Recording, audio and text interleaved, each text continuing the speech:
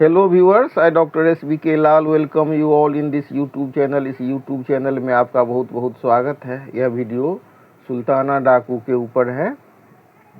इस वीडियो में हम जानेंगे कि सही में सुल्ताना डाकू हुआ था या नहीं, उसे गरीबों का मसीहा कहते हैं या एक अपराधी, तो उसकी जो छवि कैसी थी इसके बारे में जानेंगे। और कौन से जनजाति से था, कौन से ब्रिटिश अफसर ने उसको पकड़ा था और उसके प्रति क्या कॉर्नर था। और सबसे बड़ी विडम्बना है कि उस अफसर ने सुल्ताना डाकू को फांसी से बचाने के लिए इंग्लैंड तक पैरवी की थी और उसने इसके बेटा को गोद लिया और उसके बेटा को इंग्लैंड में पढ़ाया। बहुत दिलचस्प है सुल्ताना डाकू की कहानी, तो उसका हम विश्लेषण भी करेंगे और जानेंगे सुल्ताना डाकू के बारे में और उसके प्रासंगिकता के बारे में। तो सुल्ताना डाकू की कहानी भारत के इतिहास और लोक चेतना में एक अपराधी या गरीबों के मसीहा के अंतर्विरोधों की एक बेहद दिलचस्प दास्तान है। सुल्ताना का जन्म उत्तर प्रदेश के बिजनौर इलाके में भातू जनजाति में हुआ था। ब्रिटिश सरकार ने 1871 के क्रिमिनल ट्राइब्स एक्ट के तहत इस पूरी जनजाति को जन्मजात अपराधी घोषित कर रखा था। सुल्ताना का बचपन नजीबाबाद के किले में एक ब्रिटिश कैंप में कड़े पहरे के बीच बीता, जो एक तरह की खुली जेल थी। व्यवस्था के इस दमन और अपमान ने उसके भीतर बगावत के बीज बो दिए। जेल से भागने के बाद सुल्ताना ने अपनी एक मजबूत टोली बनाई और 1920 के दशक में तराई, कुमाऊं और गढ़वाल के जंगलों पर राज किया। कहा जाता है कि उसका शगल था अमीरों से लूटना और गरीबों को देना। सुल्ताना केवल ब्रिटिश सरकारी खजाने, धनी व्यापारियों और शोषक जमींदारों को लूटता था। वह लूटे हुए धन का बड़ा हिस्सा गरीब ग्रामीणों, बेसहारों और महिलाओं की मदद में बांट देता था। लोक कथाओं के अनुसार वह किसी गरीब या महिला पर हाथ नहीं उठाता था और सांप्रदायिक सौहार्द का सम्मान करता था। यही कारण था कि आम जनता उसे बागी और अपना रक्षक मानती थी और पुलिस से छिपा कर रखती थी। सुल्ताना को पकड़ने की जिम्मेदारी एक तेज तर्रार ब्रिटिश पुलिस अधिकारी फ्रेडी यंग को सौंपी गई। यंग ने सुल्ताना को पकड़ने के लिए आधुनिक हथियारों और जासूसों का एक बड़ा जाल बिछाया। अंततः 1923 के अंत में एक मुखबिरी के आधार पर सुल्ताना को गोरिल्ला युद्ध के बाद गिरफ्तार कर लिया गया। गिरफ्तारी के बाद फ्रेडी यंग और सुल्ताना के बीच एक अनोखा मानवीय रिश्ता बना। यंग सुल्ताना की बहादुरी और उसकी परिस्थितियों से इतने प्रभावित थे कि उन्होंने अदालत में सुल्ताना की फांसी की सज़ा को उम्र कैद में बदलने की सिफारिश भी की थी। हालांकि ब्रिटिश सरकार के द्वारा इसे नहीं माना गया और अंतिम अंजाम ये हुआ कि उसको फांसी दे दी गई। वो समय था 7 जुलाई 1924, जब सुल्ताना डाकू को आगरा केंद्रीय कारागार में फांसी दी गई। तो उसने वसीयत में लिखा और फ्रेडी यंग को अपने बेटे को सौंप दिया और वसीयत में उसने लिखा कि उसके बेटे का लालन पालन की जिम्मेदारी फ्रेडी यंग को सौंपा जाए। तो फ्रेडी यंग ने इस जिम्मेदारी को निभाया भी। उन्होंने उसके बेटे को गोद लेकर पढ़ाई के लिए इंग्लैंड भेज दिया ताकि वह अपराध की दुनिया से दूर रह सके। लोक परंपराओं में भी यह कहानी बेहद प्रसिद्ध है कि फांसी से ठीक पहले सुल्ताना ने अपनी मां का कान अपनी दांतों से काट लिया था और समाज को सबक दिया था कि अगर बचपन में उसकी मां ने उसकी पहली चोरी पर उसे डांटा होता, उसके कान खींचे होते, तो आज सुल्ताना का यह अंजाम नहीं होता और वह फांसी पर नहीं चढ़ाया जाता। तो सुल्ताना डाकू का जीवन महज एक अपराधी का जीवन नहीं था, बल्कि वह एक क्रूर कानून और दमनकारी व्यवस्था के खिलाफ उपजा विद्रोह था।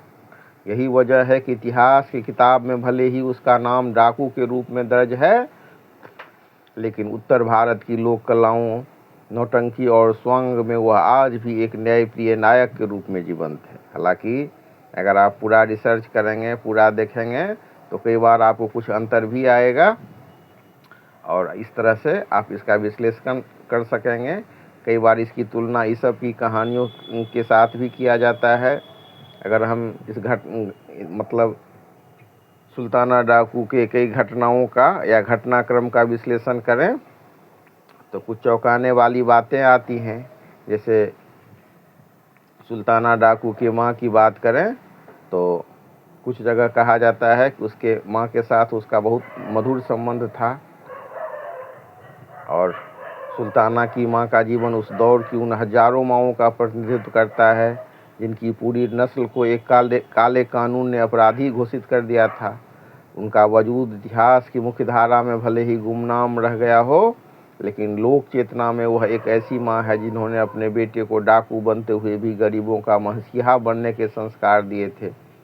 सुल्ताना ने अपनी माँ के सामने फ्रेडी यंग का हाथ थामकर अपने बेटे की जिम्मेदारी उन्हें सौंपी। फ्रेडी यंग ने भी उस माँ के आंसू और सुल्ताना को दिए वचन का मान रखा और सुल्ताना के बेटे को गोद लेकर पढ़ाई के लिए इंग्लैंड भेज दिया ताकि वह इस आपराधिक ठप्पे से दूर एक नया जीवन जी सके।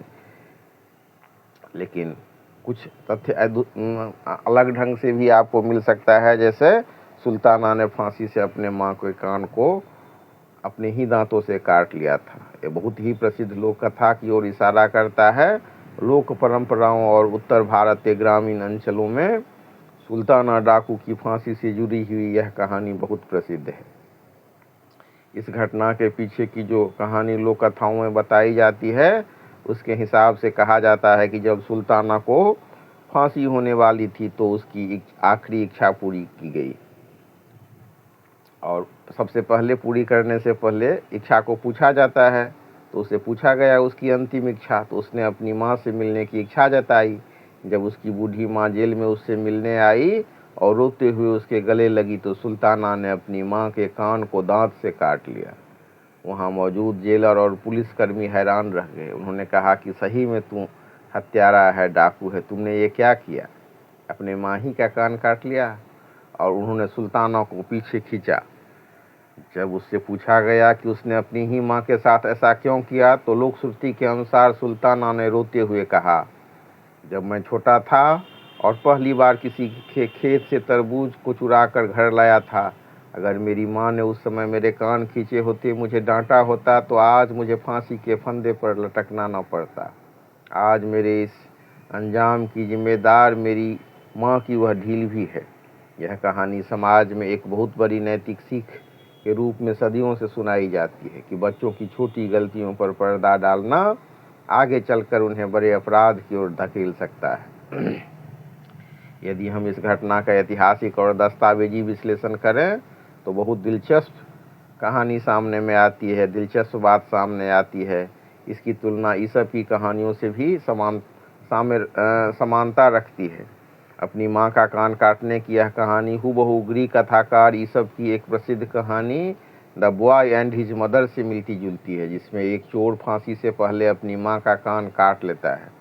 भारत की पंचतंत्र की कहानियों में भी ऐसी ही नीतियाँ मिलती हैं। कई इतिहासकारों का मानना है कि सुल्ताना की लोकप्रियता के कारण इस प्राचीन नैतिक कहानी को सुल्ताना के चरित्र के साथ जोड़ दिया गया ताकि समाज को एक सबक दिया जा सके। सुल्ताना को पकड़ने वाले पुलिस अधिकारी फ्रेडी यंग और उस समय के अदालती और जेल के दस्तावेजों में सुल्ताना और उसकी माँ की आखिरी मुलाकात का जिक्र तो है, लेकिन कान काटने की इस हिंसक घटना का कोई आधिकारिक प्रमाण नहीं मिलता। दस्तावेजों के अनुसार सुल्ताना अंत समय में काफ़ी शांत था और उसे केवल अपने छोटे बेटे की चिंता थी। तो इस बात का बेहतरीन उदाहरण है कि कैसे किसी ऐतिहासिक पात्र के साथ लोकमानस अपनी नीतियां और कहानियां जोड़ देता है, चाहे यह घटना सचमुच घटी हो या नहीं। इसे समाज ने एक सबक के रूप में सुल्ताना के नाम से जोड़ लिया। यह सुल्ताना की कहानी का सबसे चर्चित और हैरान कर देने वाला तथ्य है। तो अब इसके बाद हम वीडियो के लास्ट में आपको बताते हैं जो कैसी परिस्थिति थी जब सुल्ताना डाकू बना था। तो इसके हिसाब से अगर हम देखें तो अंग्रेज़ों ने उस समय में एक कानून बनाया था, आपराधिक जनजातियों का अधिनियम 1871, और उसके कारण उसके पूरे परिवार को पैदाइशी मुजरिम मान लिया गया था। अंग्रेज़ों ने इस कम्युनिटी को नियंत्रित करने के लिए उत्तर प्रदेश के बिजनौर के सुल्ताना किले को एक सेल्वेशन आर्मी कैंप, एक तरह की खुली जेल में बदल दिया था। सुल्ताना की माँ ने इसी बंदिश और कड़े पहरे के बीच सुल्ताना को जन्म दिया था।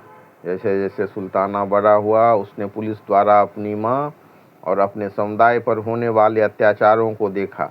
जब सुल्ताना ने इस व्यवस्था के खिलाफ हथियार उठाए और जंगल की राह ली, तो एक माँ के रूप में उसकी चिंताएं चरम पर थी। माँ के प्रभाव की बात करें तो लोक कथाओं के अनुसार सुल्ताना की माँ ने उसे हमेशा यह सीख दी थी कि चाहे वह कुछ भी करे, कभी किसी गरीब, बेसहारा या महिला पर हाथ न उठाए। और सुल्ताना ने भी ताउम्र अपनी माँ की इस बात को माना। वह केवल सरकारी खजाने और कुर्र जमींदारों को लूटता था और गरीबों की मदद करता था। तो इस तरह से सुल्ताना की माँ की भी कहानी इससे जुड़ी हुई है।